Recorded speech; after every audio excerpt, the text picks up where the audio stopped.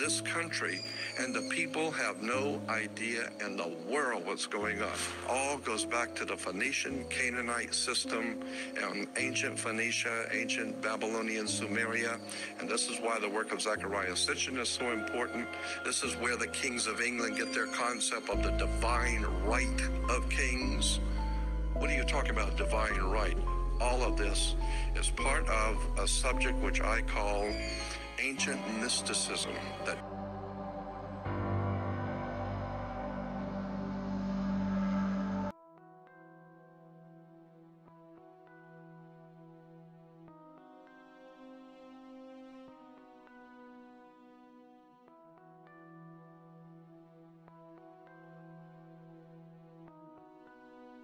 Once you begin to see how words and terms and symbols are used, and the powers that be in this world have set up a world of symbols and emblems and terms and catchphrases. Once you understand how this system works, for the first time, the world opens up to you. All of it is right in front of you. But if you don't understand what the words are, what the words mean, you're never going to figure out how this stuff works.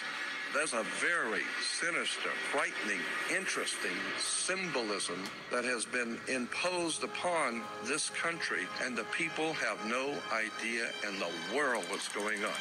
And I will guarantee you, no matter how educated you might think you are, I will guarantee you, you have no idea in the world how the world actually works. You need to understand that when even on your check, when you're writing a check, the place where you put your name on a check, look at that line, what you're signing on, and get a magnifying glass, and you will find that's not a solid line to sign your name on. That is written, it's a typewritten sentence that's been honed down to microscopic size. Get a magnifying glass and read on a check what is said where you sign your name. I have discovered many years ago that words and magical systems dominate the world that we live in. There is, in point of fact, a magical matrix at work. I've always been interested in the occult. Occult is simply a word meaning hidden. And so much of our powers in this world and the way things work are hidden. And the more one looks at this subject of how the world actually works, you begin to see that there's a magical system. And I'm telling you, there really is a magical system dominating the world of the Western civilization. And for 1,000 years before the Roman Empire existed in Northern Europe, basically Western Europe, there was a magical priesthood called the Druids. And the Druids still even exist to this day. And it was a very legitimate political, social, educational, religious institution dominating Europe for thousands of years. And they were referred to as the Druids. They were actually from the Phoenician Canaanite system in the Middle East. The Phoenician Canaanites formed the basis for the ancient Druidic system, and that's even older. But in the ancient Druidic system, there were many powerful symbols and emblems. One of the most interesting symbols in Druidism was a magic wand, like Merlin the magician with his magic wand. Magic wands were always made out of the wood of a holly tree. It was made out of holly wood. And we're still seeing the magic of the wood of the holly tree. Hollywood, motion pictures, television. And once you begin to see the symbols and realize that the symbols for the national coats of arms for countries, the flags, the seals, the presidential seals, the emblems for the logos and emblems on corporations, especially the corporate emblems for motion pictures and television companies like Columbia Broadcasting System. CBS has the eye. The Colombian system goes back to the Colombian faction of the Illuminati back in the early 1700s, not the late 1700s. And you begin to see why space shuttle is called Columbia. You have Columbia University, Columbia Pictures, Columbia Broadcasting. Columbia is a very interesting word, and it's connected to the Jesuits. Once you begin to see how words and terms and symbols are used, and of course symbols are extraordinarily important in world affairs, all of a sudden it opens up, as I said, a whole new perspective on how stuff is happening. Let me give you an example of how words, my friend William Henry says you put an S in front of the word word and it becomes swords. The words are swords. They are cutting things. Humans are word responsive creatures. We respond to people's words. When you begin to see how words are used, let me give you an example of the magic. Why do you have to go to court? You go to court because you play basketball on a court. You play tennis on a court. How do you play tennis on a court? You play with a racket. Why? Because the people that develop it know it's a racket. That's where we get the term. Consequently, you need to understand that the words which are used by the systems under which we live are not by chance. In a court, the whole idea in a court is to put the ball back in the other guy's court. So this team of attorneys, they stand up and throw the ball back at the other team. Now the ball's in their court. They have to get up and throw the ball back into that court. The judge wears a black robe. Why does a judge wear a black robe? Well, the same reason Catholic priests wear black robes. Rabbis wear black robes. You wear a black robe. For many years, young people graduating from university and college wear a black robe. What's this stuff with a black robe? Let me give you an example of how this stuff works, and it's a very quick example. There are two basic kinds of law under the law of magic. There are two kinds of laws that govern the earth. One is called the law of the land, L-A-N-D. And we've heard that term, law of the land. Why do you use that term, the law of the land? Because that's where people live, is on the land. But there's an opposing law which is far more important, far, far more powerful. It is called the law of water. It was developed under the old Druidic system in Europe, which can trace its history back through the Roman Empire, through the Vatican, and ultimately back to the Phoenician Canaanites in the Middle East. Of what we today call Phoenicia, Cana, was called back what we call today Israel and Lebanon. Syria, that was called Phoenicia, Cana. And the Phoenician Canaanites, so the very word Cana, which we've all heard in relation to the Bible, Cana is a Phoenician word meaning bankers, merchant bankers. Well, the Phoenician Canaanites set up a system of merchant banking and had their Phoenician Canaanite symbols and words connected to their societies, their banking societies. We're talking about in the Middle East. And then through the Greece and ultimately through Rome and then into Britannia and ultimately into this country comes an ancient Druidic Phoenician Canaanite magical system of finance, education, and all of it is right in front of you. But if you don't understand what the words are and what the words mean, you're never going to figure out how this stuff works. We all have a cursory understanding of what we think is going on. That's not it. You need to understand that when even on your check, when you're writing a check, the place where you put your name on a check, look at that line, what you're signing on, and get a magnifying glass, and you will find that's not a solid line to sign your name on. That is written. It's a typed written sentence. You will find that's not a solid line to sign your name on. That is written. It's a typed written sentence. This man's name is Jeffrey Bezos. Jeffrey is widely known for his success in his creation of a $2 trillion company from just a measly $250,000 investment made by his parents. But Jeffrey has a secret. What is not widely known about Jeffrey is that his grandfather is Lawrence P. Guise. Lawrence P. Guise helped form the Pentagon's super-secret Advanced Research Project, ARPA, in 1958. In later years, that agency was renamed to DARPA. DARPA is responsible for the development of the internet and spurred breakthroughs in high-speed networking, voice recognition, and internet searches. And then coincidentally, what one can only perceive as a passing of the torch ritual, 1 year before Lawrence P. Guy's unalived in 1995, Bezos founded Amazon in the garage of his Bellevue, Washington home.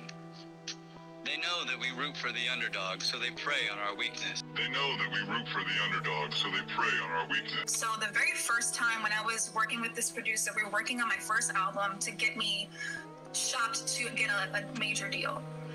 And we were taking a break from recording this album, and he took me around the studio. And this is someone who's been in the industry, like he's worked with big names. And so he was like, hey, so you know that if you were to sell your soul to the devil, you can have instant fame tomorrow. And wait, when who said that? I really don't want to say his name. Oh, but it was a producer I was working with. Yes, a music producer I was working with. He actually said those words. He actually said those words, and he took me away from like my team, so he had me by myself. So it was like a whole lot happened in that moment. Like discernment happened in that moment for me that I never really experienced before. It was almost like he made a mistake in his career, and he was using me to try to get to where he really wanted to be, but he didn't want to sell his soul. So he's like, but if you sell your soul, we can go high. And it was like, in that moment, I received all this knowledge and a huge, just, what I can explain was like something fell on me. And I fell to the ground where I could not stand, and I started weeping and crying out to the Lord saying, forgive me, because I wasn't living right. And so when he said that, it was almost like, what have I done? How deep am I in this disobedience place? So I fell on the floor and I started, just crying out and saying, Lord, forgive me. I don't want to do anything without you. Like, the true nature of who I am.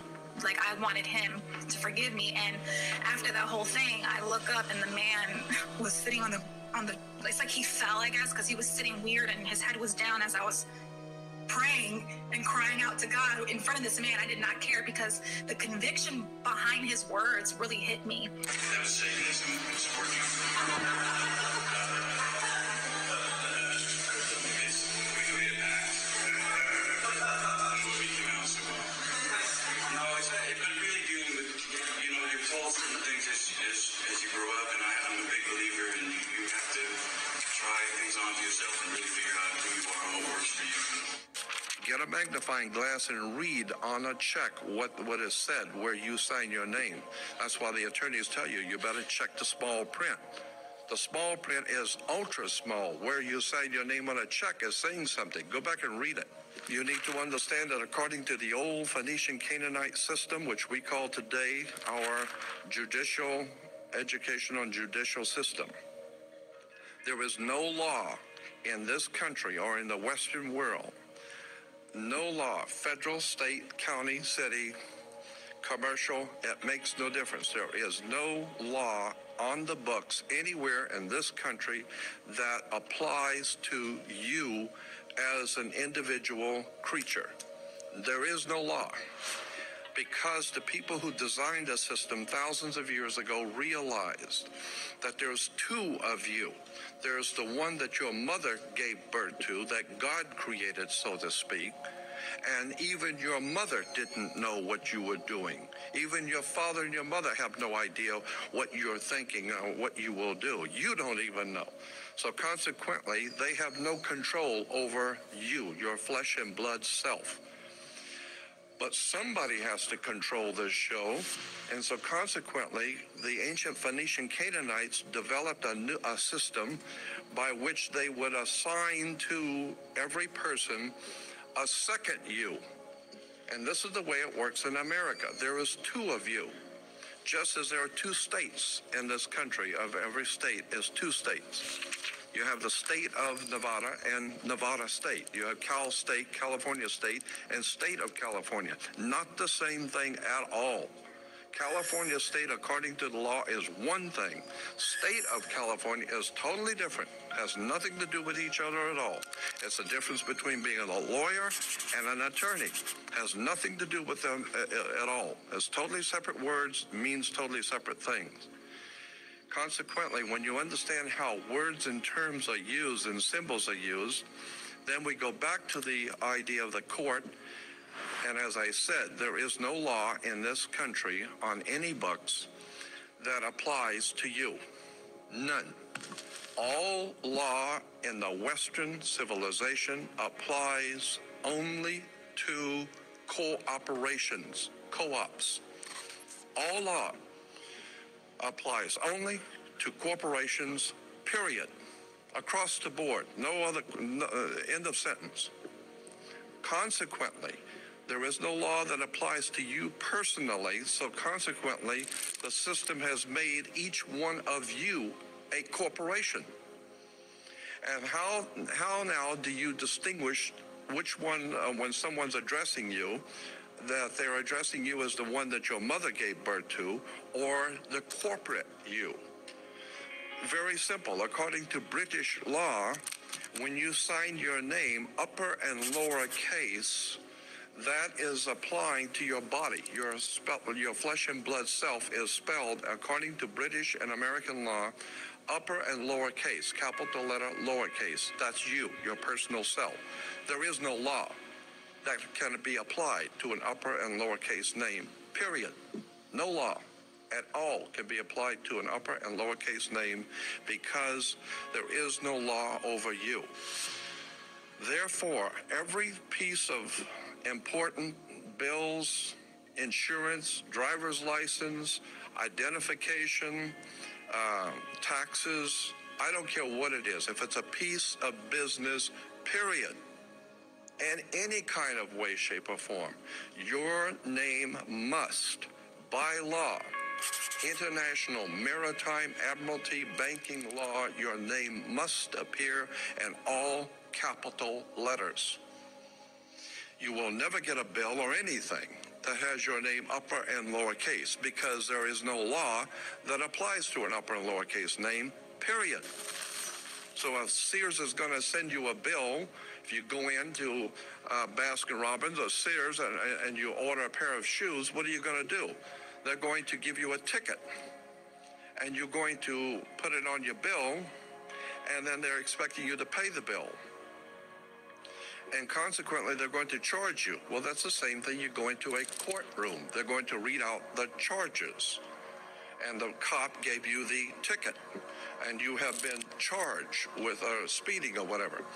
And therefore, you have to pay the charge. Well, once you understand that in America, according to our laws in America, you cannot pay a bill. Did you know that? According to international banking law, Americans cannot pay a bill. So when you say, well, I got to pay this, I'll pay that bill, well, that's a term that we use. But in point of fact, lawfully, you cannot pay a bill. You can discharge a debt. You cannot pay a bill. So consequently, you need to understand, what do you mean discharge a debt? Now it gets back to the court again. Now it gets back to the symbols and emblems of why the judge wears a black robe. It has to do with the planet Saturn. Saturn is the god that inhibits. He's the inhibitor and the law god, the god of law who inhibits, who holds back. He holds back everything and teaches you a lesson the hard way. Saturn.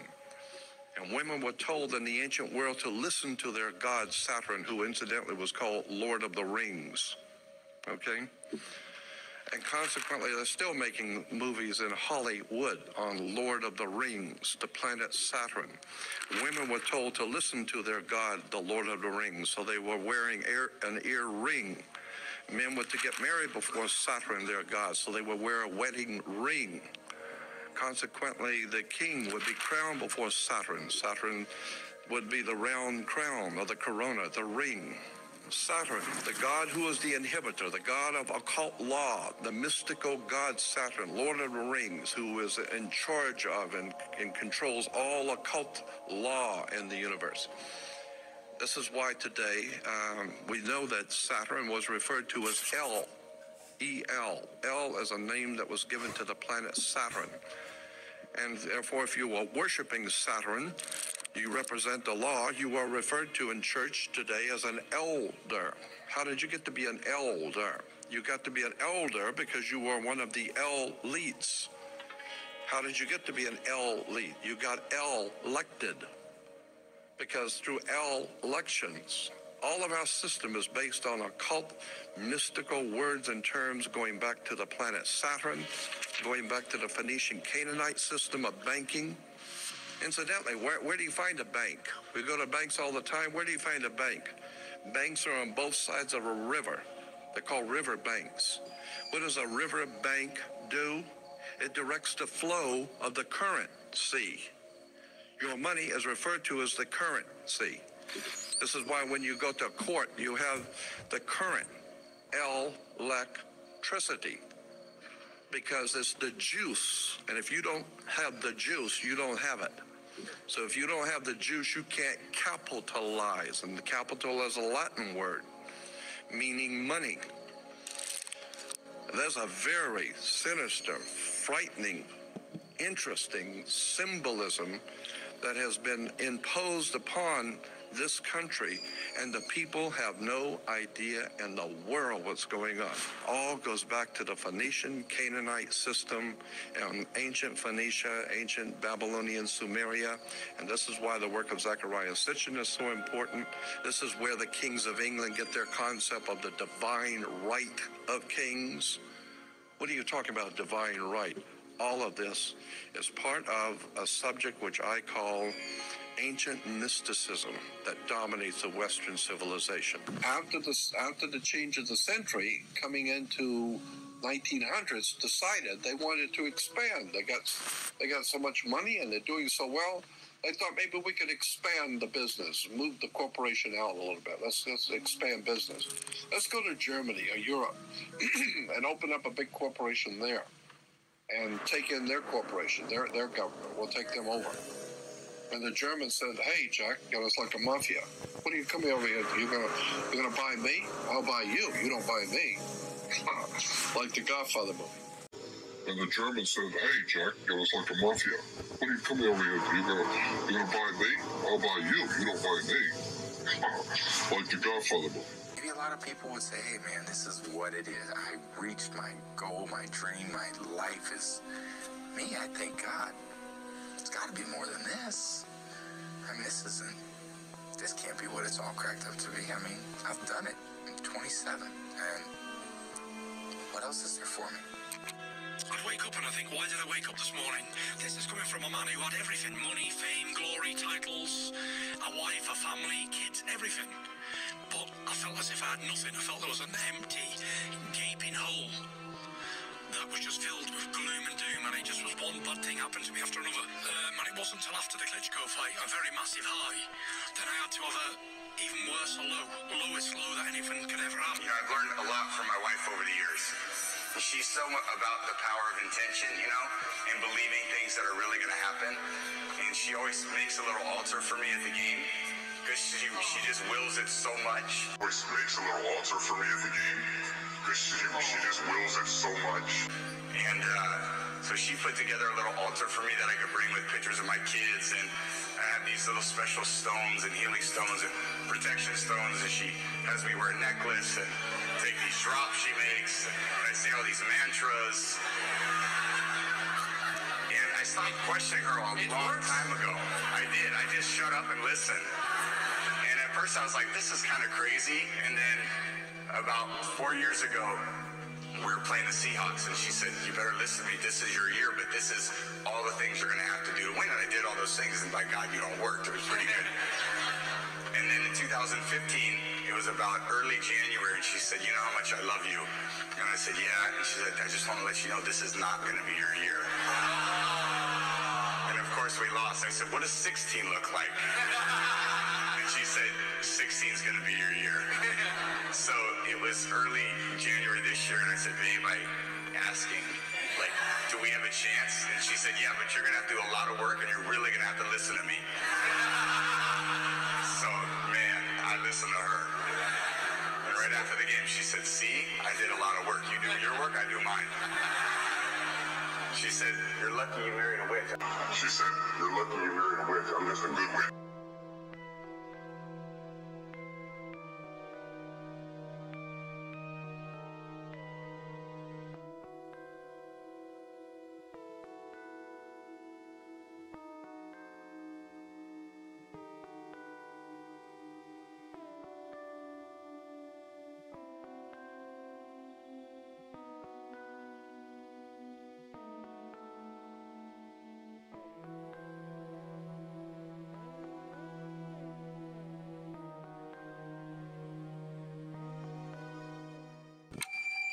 Every time I'm about to release an album, for some strange reason, man, you know what I'm saying? I always lose somebody close to me. It was my pops, it was Jams, it was my sister, like, I always lose somebody close to me, so, you know, I feel like, you know, some crazy, like, jinx or something. Maybe I notice every time I put out an album, it's like I lose somebody.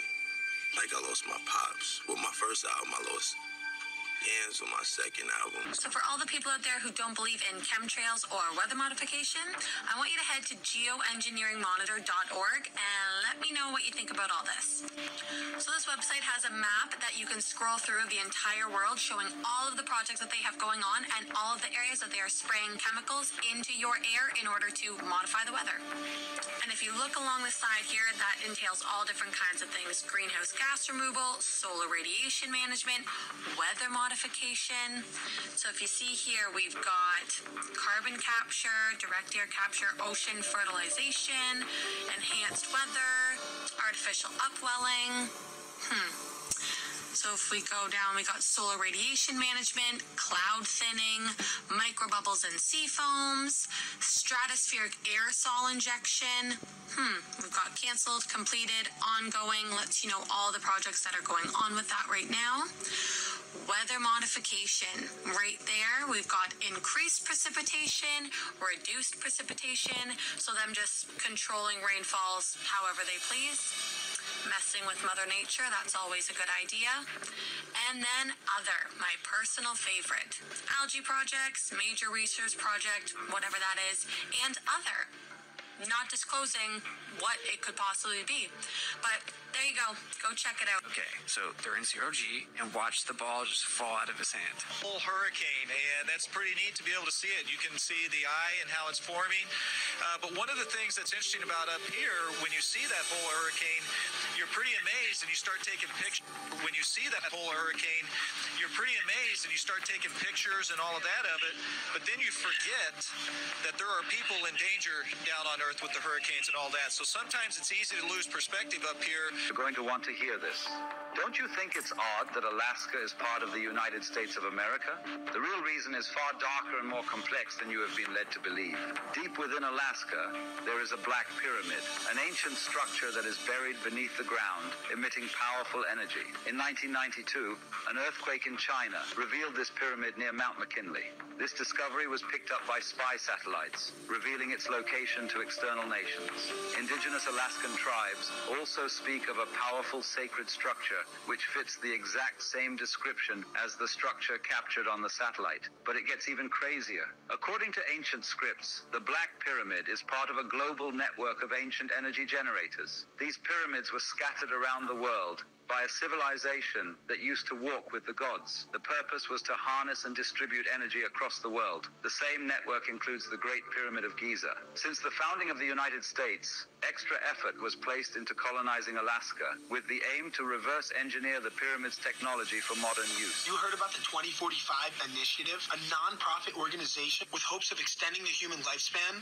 using artificial intelligence. Started by Russian billionaire Dmitry Iskov. He claims he can make all humans immortal. They have 4 major milestones in their plan. Number 1 was to create a remote control avatar. 2 was to ensure that the human brain could be transferred into that avatar at the time of a person's. Number 3 was to ensure that consciousness and personality could be uploaded to the avatar at the time of a person.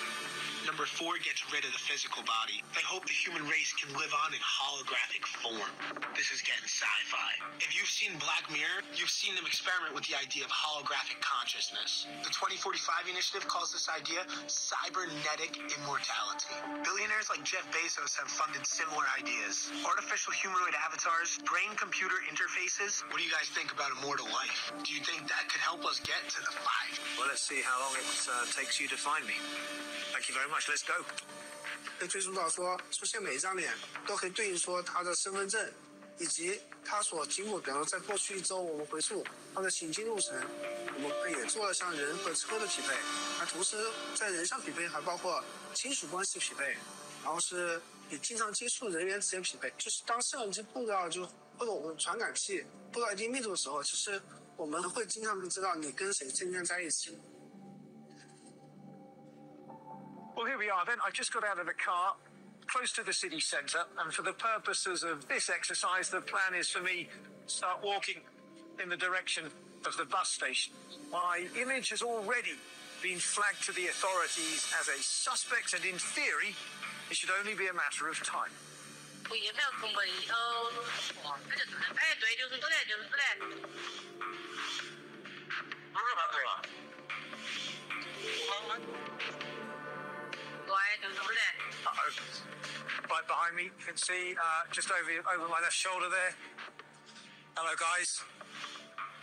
I've been expecting you. Maybe these guys aren't in on the joke. All right, this is a very cool story. The Department of Defense Agency is developing new technology that is inspired by lizards. Yes, indeed. Digital producer Alexander Bahu is here to explain what it is and how it can protect our troops. You know what? Move over, Spider-Man. The Defense Advanced Research Projects Agency, also known as DARPA, has created devices that will have humans climbing like geckos. DARPA launched the Z-Man program to develop a better way for warfighters to scale buildings and other obstacles.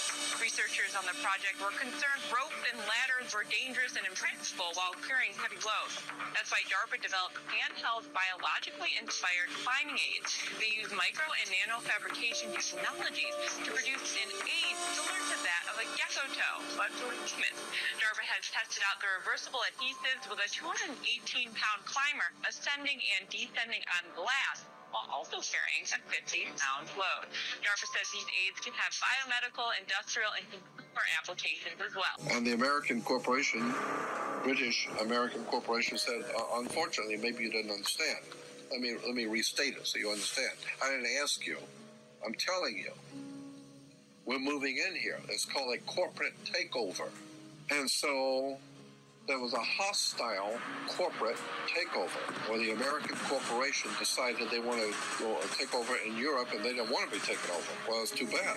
Take over anyway. So they called it a hostile corporate takeover. We call it World War I. So the corporation called United States was able to overthrow the existing corporate order in Europe, but it cost a lot of money. They had to build a lot of tanks and jeeps and pay a lot of people. And the corporation, well, they were successful. They did what they wanted to do. But they went broke doing it. And so when they went broke doing it, and then the bankers pulled their money out in 29, we had something called a stock market crash. Because the corporation spent so much money, they went broke. So the international banker says, well, if you're broke, what are you coming to me for? I'm not going to loan you money if you're broke. And so what do you have as collateral? You got any collateral that you can put up for me to loan you the money? And the corporation called United States, the British corporation called United States, said, yes, we have the stock. We'll give you stock in the company. You are the stock in the corporation. So they give your body to the banks in Switzerland. So your body now becomes stock for the corporation called United States because you are a money maker. Bankers came in and said, if we're going to loan you money, you guys have lost money. You guys have gone bankrupt. We're going to take care of the accounting. We're going to see where the money goes. We'll give you the money, but we're going to make it sure it goes where we want it to go. So they set up the Federal Reserve System and then the collection agency to make damn sure that you people pay us. We're going to set up to keep a record of how much you owe us in business each week. We're going to call it the Federal Reserve. And to make sure that your stock, all the chumps out there in America working, make sure the stock pays us. We're going to make sure they pay us. You don't just tell me you're going to pay. I'm going to make sure they're going to pay. So we will set up a collection agency. Our own personal collection agency is called the Internal Revenue. So the banks, the corporation called United States, loan money to the privately owned corporation called United States. And the United States Corporation gave your body, your birth certificate, to the banks as collateral for the loan.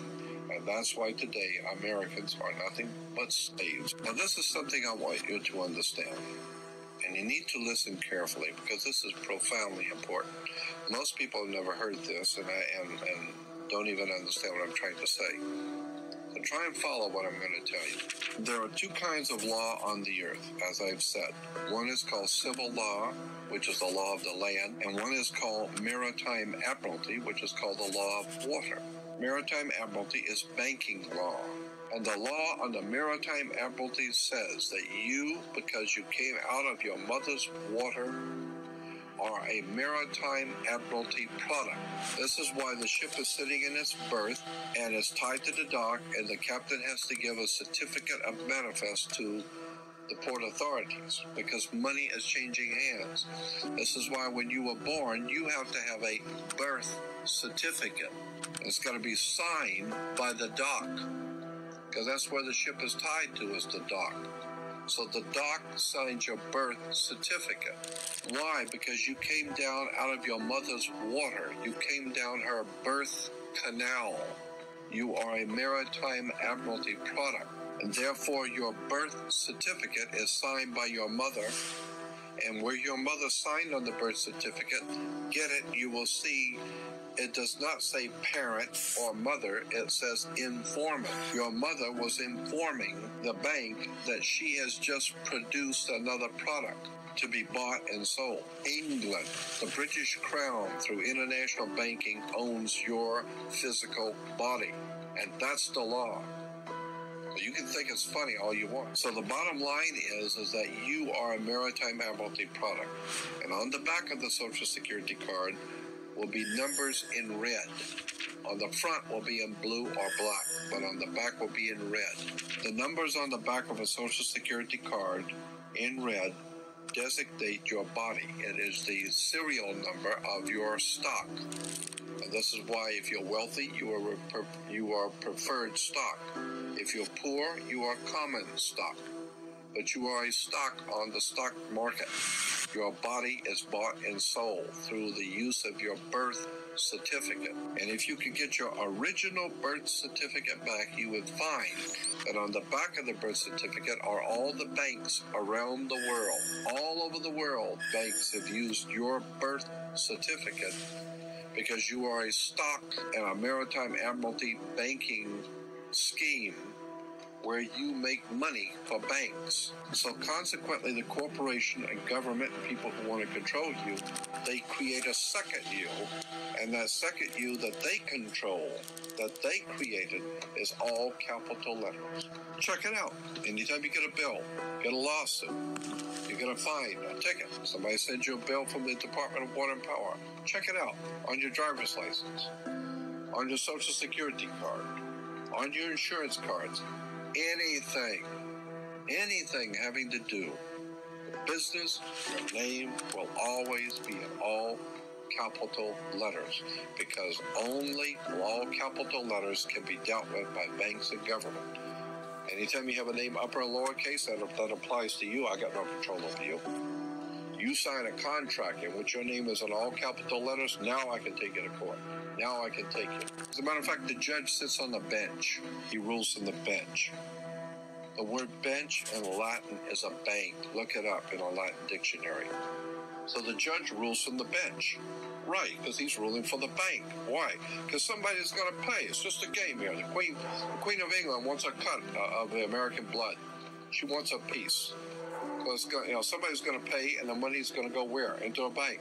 That's right. The judge rules for the bank. So consequently, if you are working in California making money, you are then referred to as a franchisee.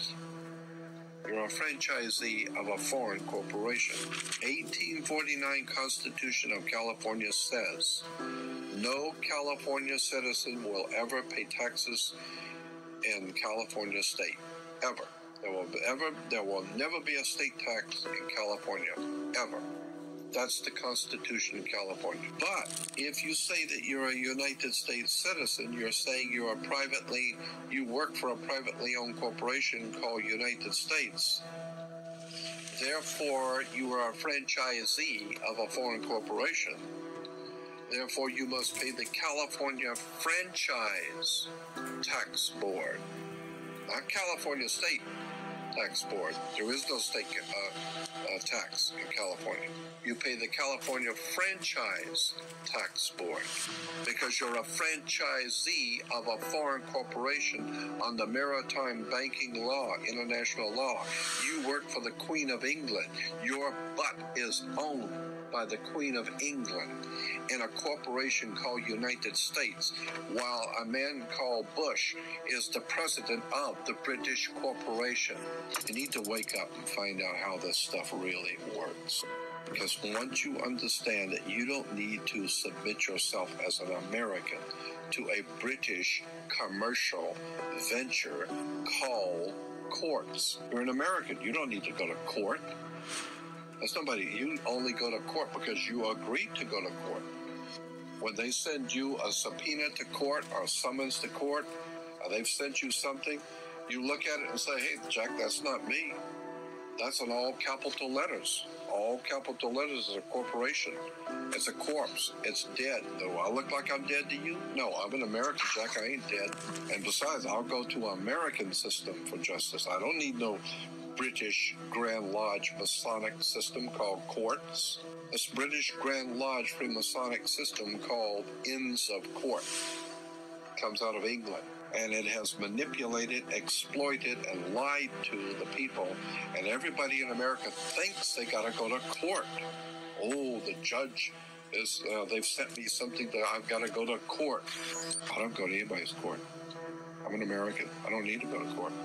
That's the difference between being a free man and a slave. That's the difference between being a free man and a slave. Why do you still do it? Why are you still out here? Well, it goes back to the destiny thing.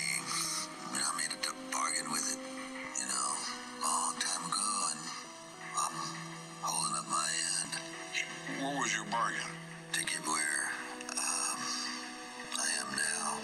Should I ask who you made the bargain with? with the chief commander. On this earth? And this earth, and in a world we can't see. And this earth, and in a world we can't see.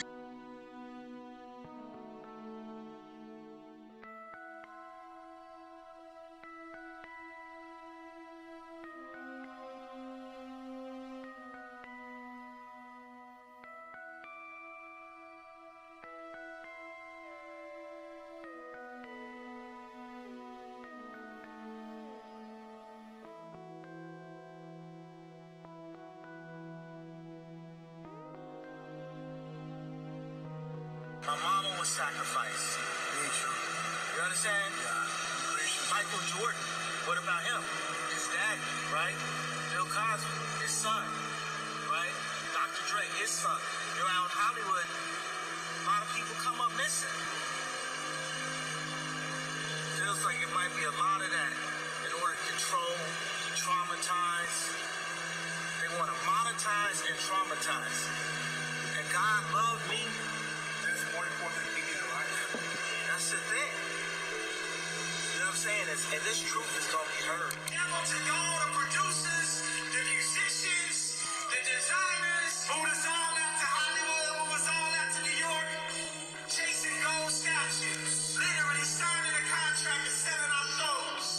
there's a voice, and it's a little quiet voice that goes, jump.